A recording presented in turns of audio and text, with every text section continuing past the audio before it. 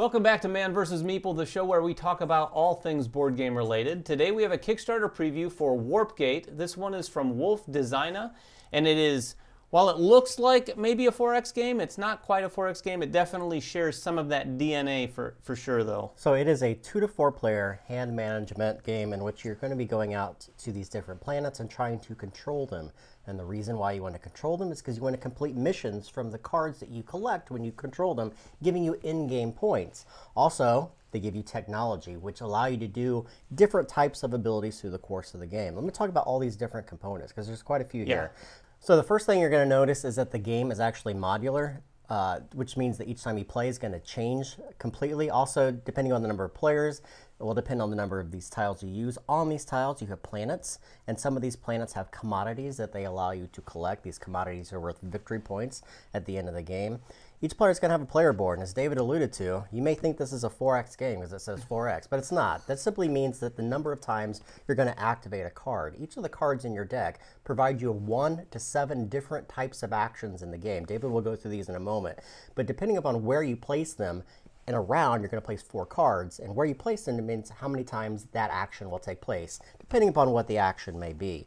Speaking of player cards, these are the player cards, and you'll notice that they have 2 different things you can do. So depending on which action you wish to take, you can take the top or the bottom, doesn't matter. You're simply going to slide it on the area and do whatever it says. There's glory tokens in the game. These are worth victory points at the end of the game. You're going to be trying to acquire these from other players through combat. You have control markers. These control markers are double-sided. You have on one side an outpost, and on the other side colonies. The colony sides are the better sides. They have a star on them, which allow you to acquire cards. Let's talk about these different types of cards. When you go to these areas, you're trying to acquire these mission cards. On one side, they have a planet, but on the back side, they have an in-game condition. All of them are a little bit different, and they require you to go out and colonize different areas to get points at the end of the game. And the last kind of thing is the technology. Yeah, the technology cards are a bit different than the planet cards. They don't have end-of-game scoring, but they provide ongoing benefits. And you're going to get these by moving your scientists around through the research action. Yep. So to start the game, each player is going to place a scientist in their home location along with 3 of their ships. Each of these ships just count as 1 ship. However, they can be on top of each other, which are considered a fleet. And you can have an X number of fleet, and they'll be moving around, as we said, from planet to planet. You'll notice on the board, too, there's all these empty spaces. Nothing can stay in these empty spaces. Right. So you'll be moving ships from one planet to the next, or even your scientists from one area to the next. Yeah, so you're going to start the game. Everyone's going to draw up 4 cards. And like Jeremy said, these cards have 2 different abilities, and there's 7 total, and then they have different combinations on each card. All at the same time, everyone is going to choose for their first turn, and there's 4 turns in a round, which of these cards they want to play in their 1 slot. Everyone places it face down, you flip it over, and then in player turn order, you're going to resolve it. This is where the dual purpose card comes into play, because Jeremy might have planned to use the top of his card, but if he's 3rd in the order, depending on what the first 2 players do, he might choose, oh, you know what, it makes more sense now to do to the bottom. So let me go over as briefly as possible, because there is a lot of them, what the different actions are you can take. The first one is movement. There's 2 different kinds of movement cards. Colored cards that have red or blue on them. The red is going to be movement with combat. That's right. And blue is just straight up movement. Now here's the thing about movement in this game. When you move a fleet, it's any number of ships. If I have 10 ships stacked here, I can move all 10 as the fleet, or I can split one off and now it's a new fleet. If I were moving 1 space, I really can't even do that in the first round. You need to move the number of spaces between the planets. So say if I'm moving 3, I could move 1, 2, 3 and get to a planet that's 3 empty spaces away. You don't count the planets. So the moving and attacking is about the same. We'll get into attacking at the end of all of this because it's basically kind of another phase. The next thing you can do is control. And like Jeremy alluded to at the beginning, control is what this game is mostly about. You're going to be going out to all of these planets, trying to build outposts and then colonizing them. Basically, the way control works is when you use a control action, you're going to use as many, depending on the turn that you played it in, you're going to be able to take control of that many different planets. If it's a planet on which you don't have an outpost, you're simply going to put an outpost token like this on those planets. So if I used it in my third turn, I could put outposts on up to three different planets. Now, what happens when you build an outpost on 3 or whatever number of planets there are in one sector? These sectors, right? These sectors are oddly shaped and all over the board, but the moment that you build your last outpost in that sector, you flip all of those outposts over into colonies. Now, here's the big thing about the colony. Again, Jeremy mentioned this. Once you colonize a sector, you're able to take a planet card, but only if one of the 2 planet cards that's available matches the color of one of the planets in the sector that you just colonized. Yeah.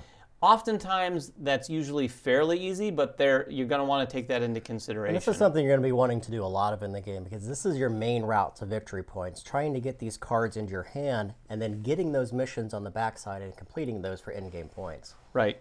The next thing you can do is research. And research doesn't have anything to do with your ships. The research, you're going to take your scientist and move him effectively the same way, depending on where you placed him, to a planet. When you land on that planet with your scientist, you're going to research. Again, you're looking at these 2 cards that are available. You have to land, in this case, on a red or a blue planet. If I do, this is what's interesting. Unlike the planet cards, with the research, I actually take both of these cards, look at them, choose one to keep, and then discard the other and refresh the supply there. You're going to place these, like Jeremy said at the beginning, at the bottom of your player board. These have ongoing effects. For instance, this gives me an extra benefit when I'm doing the trade action. And again, that's one of the end-game triggers within the game, but also each one that you have here is worth 1 victory point. Each one beyond that 4th one is worth 2 victory points. So that's another way to acquire victory points through the course of the game. The next thing you do is very simple. You can draw. Yeah. So you're going to draw cards up into your hand. Now, at the beginning of each round, you do get 4 new fresh cards. And at the end of each round, you have to discard any cards that are in your hand. So you want to use this wisely.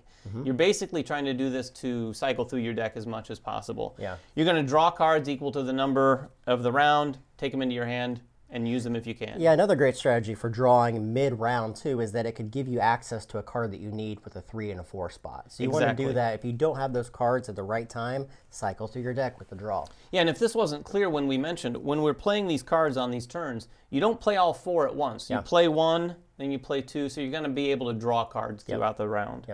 The next thing you can do is trade. Now, trade's a little more complicated. As Jeremy pointed out, there are certain planets that have these commodities on them. In order to use the trade action, you have to have ships or outposts on 3 of those commodity planets. Once you do, you can use the trade action, and again, this is going to allow you to take these commodities, and there's a limited number of commodity tokens, and yet this is another end game condition. Once these are all gone, it triggers the end of the game. The way this works, again, depends on the number of spaces. All about spacing, It's all about spacing between these planets. So you want to make sure and use the right turn, because these numbers on the turn rounds are how many spaces can be between each planet with the commodities. The next thing you can do is build. Build another simple one. You're going to put X number of ships inside your Warpgate. You can use those as fleets for the rest of the game. And then lastly, you can reinforce. So any fleets that you have, no matter where they are on the board, you can add 1 ship from the supply to a fleet anywhere on the board. So as David alluded to in one of the very first card actions is movement. When you move into a location where there is another player, there's going to be combat. Now, this may turn people off. Combat in this game isn't super punishing. You simply, when you lose combat, you simply retreat back to a planet that you previously came from. So here's how combat works. When David would move into a location, you simply count the number of ships in that location. I have a ship, he has a ship. Then each player in that combat will draw 2 cards from their combat deck. There's a variety of different cards in here, and they all do something different. Each player is going to pick one of those cards. They're going to lay it face down in front of them, and then they're going to reveal them at the same time. First thing you look at is the number in the upper left-hand corner, and you multiply that by the number of ships. The more ships you have, and the larger the number, obviously, the higher number that's going to be. You're going to compare those 2 numbers. The winner will get to stay in that position while the loser has to retreat. Also, each card has an effect. Some of them go into effect when you lose a battle. Some of them go into effect when you win a battle. Some of them just go into effect no matter what. Yeah, but the good news for people who don't like a lot of conflict or punishing gameplay is that you are just withdrawing. So the loser of the battle, like Jeremy said, is just going to move to an adjacent sector that they control, or in the attacker's case, they're going to move back to wherever they were attacking. Yeah, that's a great point too, is that you don't do the math between the two. So say David's total was 8 and my total was 2. I don't lose 6 ships. I lose 0 ships unless the cards denote at the bottom that ships are supposed to be lost. And some of them do. Some of them are quite punishing in that respect, but there's not a lot of those. Yeah, so you will be cycling through this deck picking cards at a particular time. Yeah, we've already talked a lot about the end of game conditions, but just to recap, if the tech deck runs out, it's going to end the game. If the planet deck runs out, it's going to end the game. And again, if you get your 5th technology card, that too is going to end the game. There are 2 more. Yeah, the other one is if all the commodities have been acquired by the players, or if all of the players' colonies have been built. That's if one player's colonies. And you're going to add up victory points at the end of the game. There's a couple different ways to add victory points. So again, as we said, each tech that you have is worth 1 victory point. Each extra one that flows off the board is worth 2. Missions are going to be worth an X number of victory points depending on whether or not you completed them.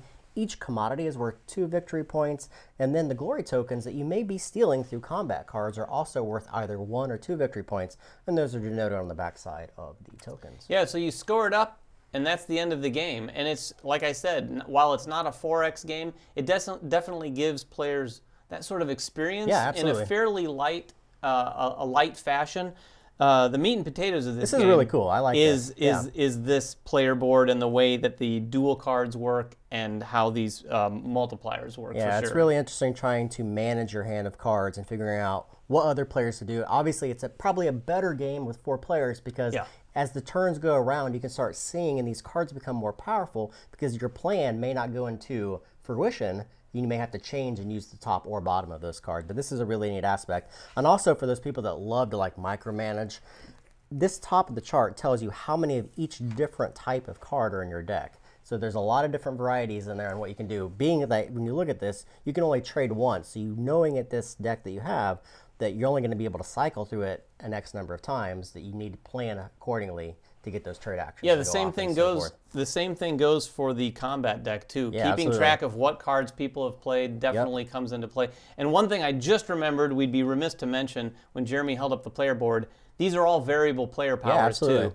Each of these characters start with a different variable power. For instance, the blue player actually has a 2x in his first slot, and the other players have all sorts of different things, and they're two-sided. Yeah, they are two-sided, so you can pick and choose as you so wish. So if you guys have any questions about Warpgate, make it in the comments below. Make sure you guys go back and on Kickstarter. Follow us on Twitter, like us on Facebook, and everything else that we do here at Man vs. Meeple, and we will catch you guys next time. Bye-bye.